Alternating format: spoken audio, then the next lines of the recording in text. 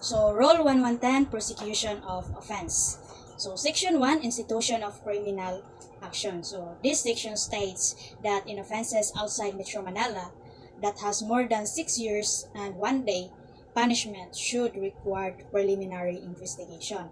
So, while if the offense punishable with less than 6 years and 1 day, the complaint or information should directly filed with the municipal trial court or municipal circuit trial court and the office of the prosecutor. So for offenses in Metro Manila and other chartered cities, the complaint or information should be filed to the office of the prosecutor.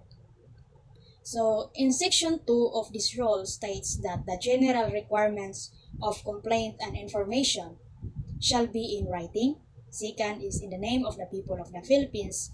And third is against all person who appear to be responsible of the offense involved. So both complaint and information are written statement and charging a person with an offense. So the difference is that complaint are subscribed by the offended party, any peace officer, and other public officer in charge with the enforcement of the law violated, while the information is subscribed by the prosecutor and filed with the court.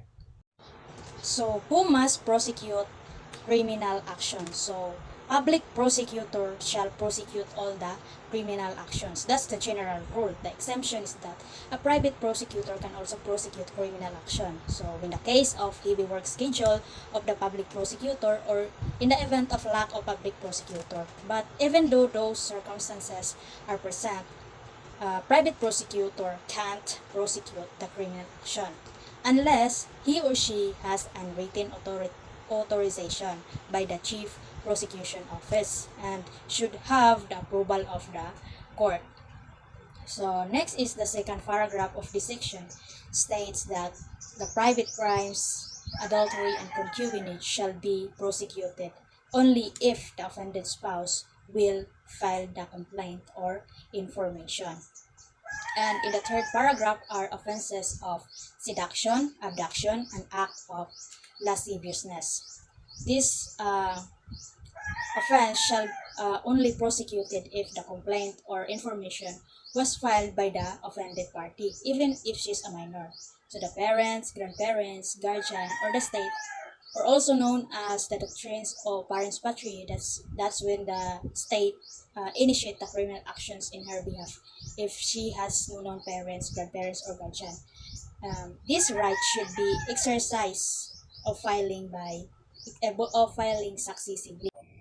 So next is section 6 to 12. So section 6 to 12 is all about the sufficiency of complaint and information. So when the complaint and information becomes sufficient, first is there must be the name of the accused, the designation of offense given by the statute, the act or omission complaint of as constituting the offense, the name of the offended party, the date, the approximate date of the commission of the offense, and the place where the offense was committed.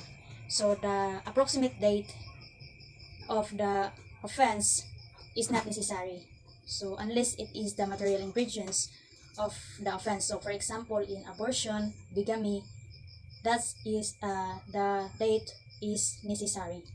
So next is section 13, which is the duplicity of the offense. So this rule states that in one information it is equal to one offense. So that's the general rule. So the exemption is that if the exemption is that when the law prescribe a single punishment for various offenses.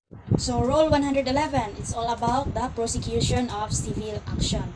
So according to the section 1 of this rule, when criminal action is instituted, the civil liability shall be deemed instituted. That is the general rule. But there's an exemption. First is when the offended party waives the civil action. Second is the offended party reserves the right to institute it separately. So always remember that the reservation shall be made before the prosecution starts presenting its evidences. The third is institute the civil action prior to the criminal action. But let us remember the primacy of criminal action over civil action. That's even the civil action instituted first, then the criminal action. The civil action shall be suspended until the final judgment is rendered in the criminal action. So in exchange situation, when a criminal action is instituted first, then the civil action, still the civil action is suspended until the judgment is rendered to the criminal action. So the next rule is 112, the preliminary investigation. So according to section 1 of this rule, preliminary investigation it is an inquiry or proceeding to determine whether there is a sufficient ground to engender a well-founded belief that a crime has been committed and the respondent has probably guilty thereof and should be held for trial. So the preliminary investigation is required to be conducted before filing a complaint or information. So for an offense where the penalty prescribed by law is at least 6 years and 1 day imprisonment. So the officers allowed to conduct preliminary investigations are the provincial or city prosecutors and their assistant, the national and regional state prosecutors, and other officers as may be authorized by law, such as COMELEC and Ombudsman. So the purpose of preliminary investigation is to protect the innocent against hasty, oppressive, and malicious prosecution. Second is to secure the innocent from open and public accusation of trial.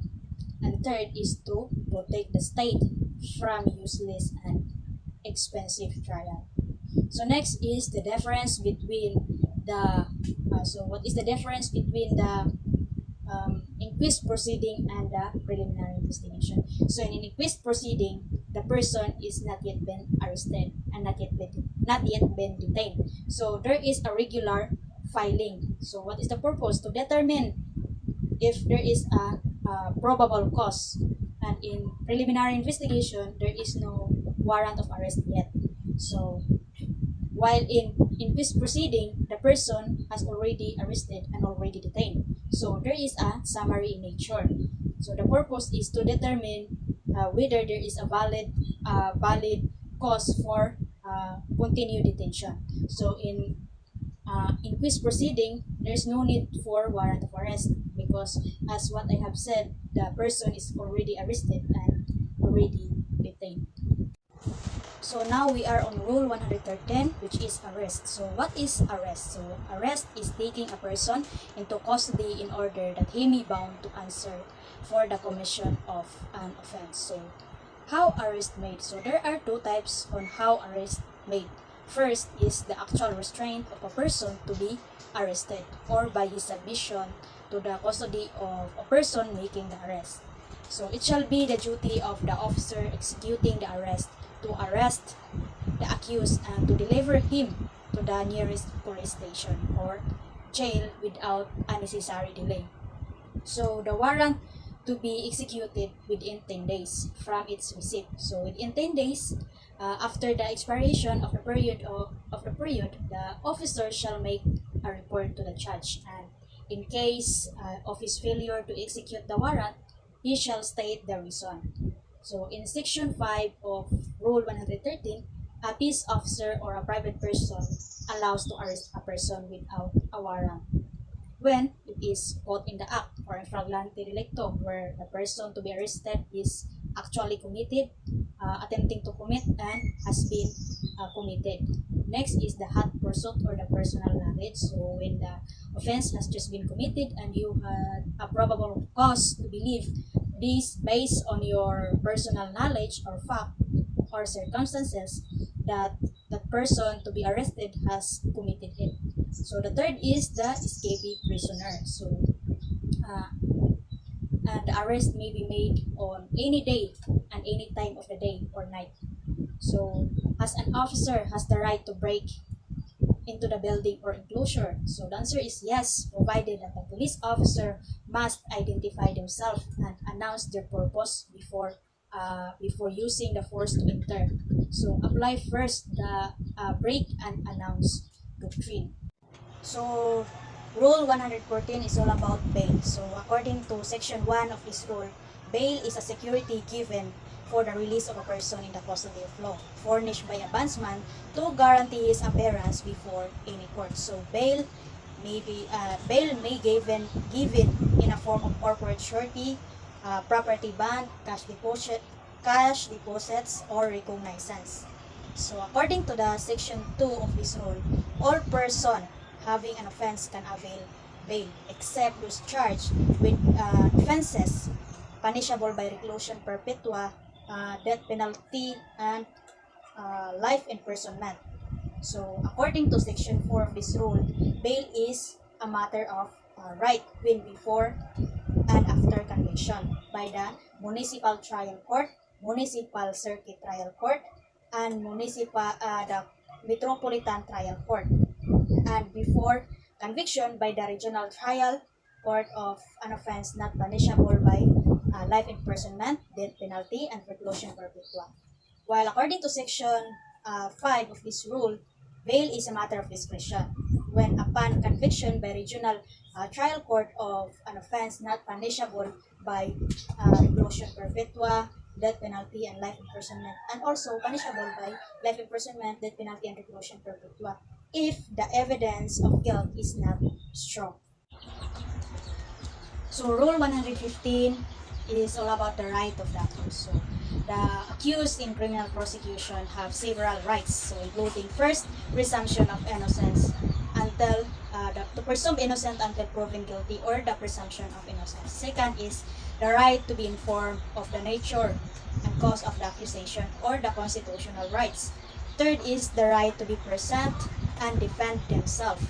Fourth is to be exempt from being compelled to be a witness against themselves, or the right to self-incrimination. But this is only can apply in testimonial evidence. So fifth is the accused can testify as a witness on their behalf. Next is they can confront and cross-examine the witness against them. 7 is to have a compulsory process issued to secure the attendance of the witnesses. 8 is the right to have a speedy, impartial, and public trial. So if justice delayed, justice denied. So 9 is the right accused to appeal in all any cases allowed in the manner prescribed by law. So we are now in Rule 116, which is the arraignment and plea. So according to the paragraph A of Section 1 of this rule, the accused must be arraigned before the court where the complaint or information was filed or designed for trial. So arraignment shall be made in open court by the judge by giving the accused with a copy of the complaint and information, reading it in the same dialect known by the accused, and asking him whether he pleads guilty or not guilty. So in short, arraignment is reading of charges, and the answer of the arraignment is the plea. Next is the paragraph B, stated that the accused be present at the arraignment and must personally enter his plea. So according to the paragraph C of Section 1 of this rule, if the accused refuses to plead, a plea of not guilty shall be entered to him. Then the paragraph D, in paragraph D, when the accused pleads guilty but present exculpatory evidence, his plea shall be deemed withdrawn and plea of not guilty shall be entered for him. So Rule 117 is all about motion to quash or request for dismissal. So in Section 1 of this rule, the accused may move to quash the information or complaint at any time before entering his plea. So the motion to quash shall be in writing and signed by the accused or his counsel, and shall be distinctly specify its factual and legal grounds. So according to Section 3 of this rule, there are 9 grounds that the accused may move to quash the complaint or information. So first is that the facts charged do not constitute an offense. Second is that the court trying the case has no jurisdiction over the person of the accused. Third is that the court trying the case has no jurisdiction. court trying the case has no jurisdiction over the person of the accused. Fourth is that the officer who filed the information has no authority to do so. Fifth is that it does not conform substantially to the prescribed form. Six is duplicity of the offenses. Seven is that the criminal action or liability has been extinguished. Eight is that it contains aberrations which, if true, should constitute a legal excuse or justification. And last is the double jeopardy. So, after entering his plea, the accused can still file a motion to quash. So, in the grounds of ABGI. So, A is that the facts charged do not constitute the offense. B is that the court trying the case has no jurisdiction over the person of the accused. G is that the criminal liability has been extinguished. I is double jeopardy. So there are grounds that the criminal action and liability become extinguished. So first is the death of the convict. Second is the service of sentence. Third is amnesty. Fourth is absolute pardon. Fifth is the prescription of crime. Sixth is prescription of penalty.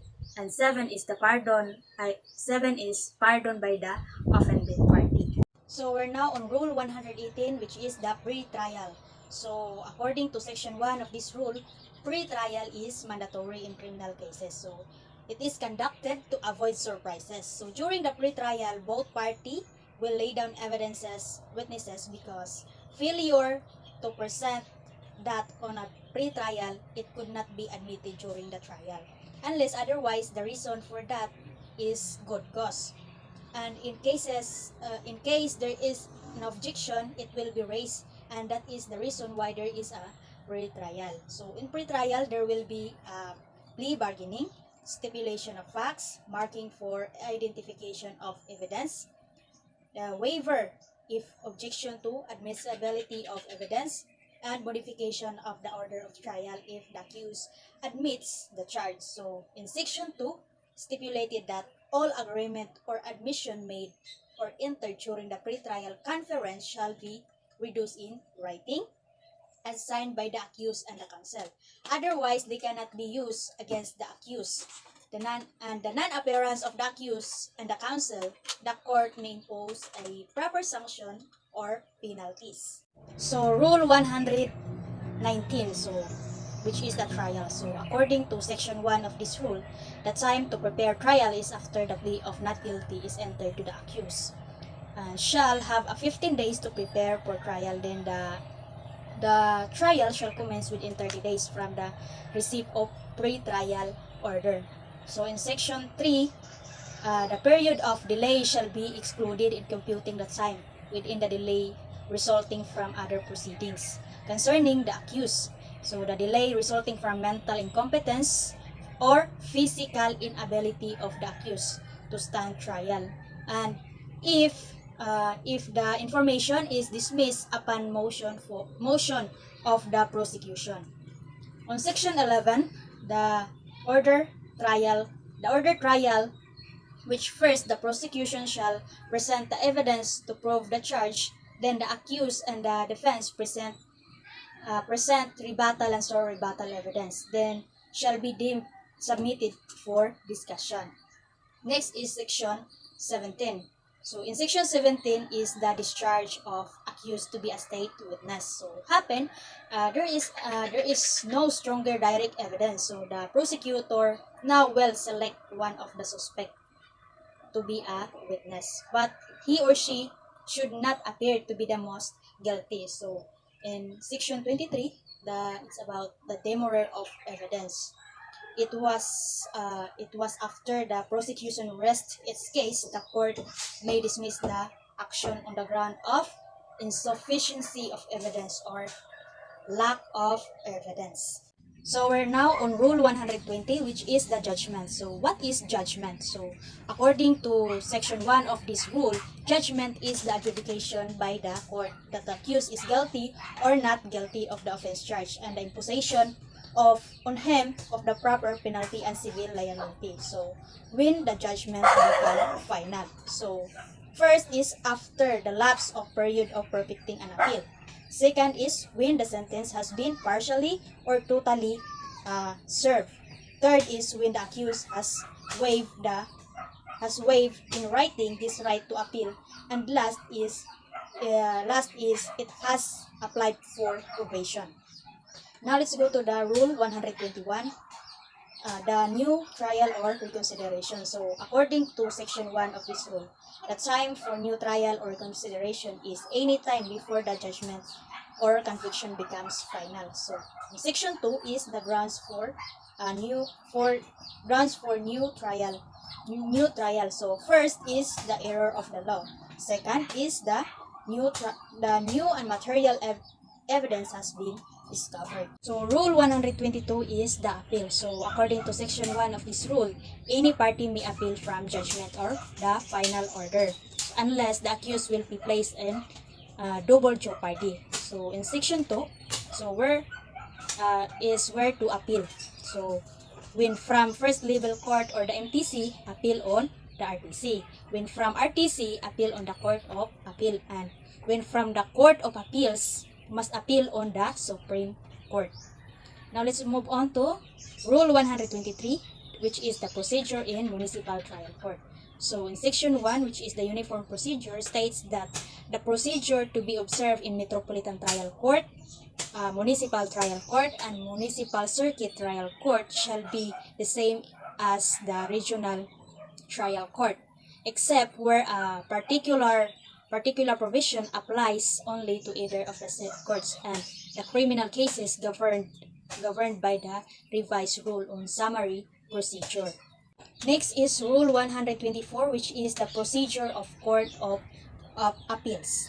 So, Section 1, title of the case. In all criminal cases appealed to the Court of Appeals, the party appealing the case shall be called appellant, and the adverse party, which is the appealing. So, but the title of the case shall remain as it was in the court of origin. So now let's go to Rule 125, which is procedure in Supreme Court. So the procedure in Supreme Court in original and appealed cases shall be the same as the Court of Appeal. So the last rule I will be discussing is the search and seizure. So in Section 1, define the search warrant as an order in writing in the name of the people of the Philippines, signed by the judge and directed to a peace officer, commanding him to search for personal property described therein and bring it before the court. So the personal property to be seized according to Section 3 are subject of the offense, embezzled property, and used or intended to be used as a means of committing an offense. So in Section 7, a search warrant shall not issue except upon probable cause and in connection with one offense, to be determined personally by the judge. So in Section 7, the police officer must identify themselves and announce their purpose before entering any premises. So apply first the brief and announce doctrine. So in Section 8, no search warrant. In Section 8, there is no search of house, room, or any other premises shall be made, except in the presence of lawful occupants or any other member of the family.